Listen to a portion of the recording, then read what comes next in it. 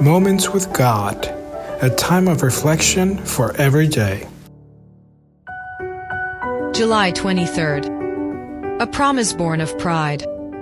And when a convenient day was come, that Herod on his birthday made a supper to his lords, high captains, and chief estates of Galilee.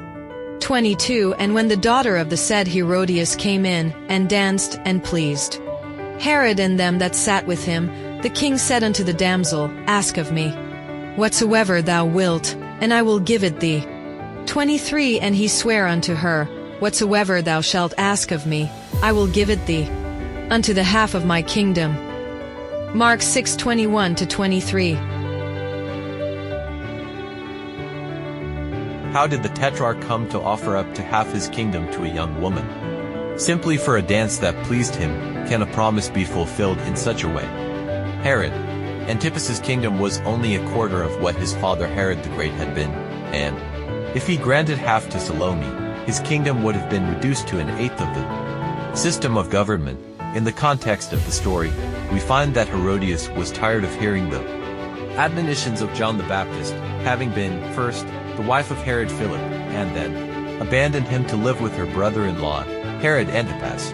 She wanted to silence the voice of the prophet. However, she lacked the power to do so, since Herod Antipas, her current partner, did not want to kill John because he considered him a man of God. So, with evil stratagem, she waited for Herod's birthday, knowing that on that day the king would be out of his mind from the taste of wine and alcohol, and she could manipulate his will.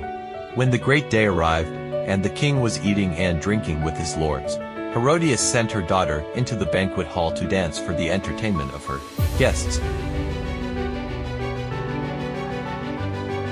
Salome was in her first bloom as a woman, and her voluptuous beauty captivated the senses of the dissolute lords. The king was dulled by wine.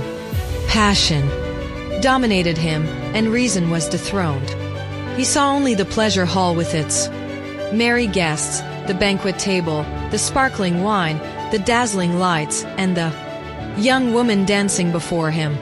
In the rashness of the moment, he desired to perform some act of ostentation that would exalt himself before the great men of his kingdom.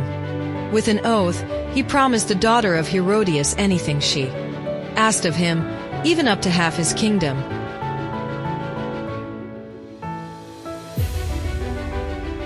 Do not look upon wine when it is red, when its color shines in the cup. It is poured gently, declares the Bible. Wine is a mocker, and beer is raging. And whoever is led astray by them is not wise. In his eagerness to have fun and be happy, Herod had drunk and eaten until he was insane, and he could not retract his oath. And no wise decision can be made under the influence of alcohol, and when pride prevails and wants to show off, when the mind is not in its right mind due to pride, then the results can be completely disastrous. When the heart loses humility, a person promises to do even what he cannot, and offers to give even what he does not have.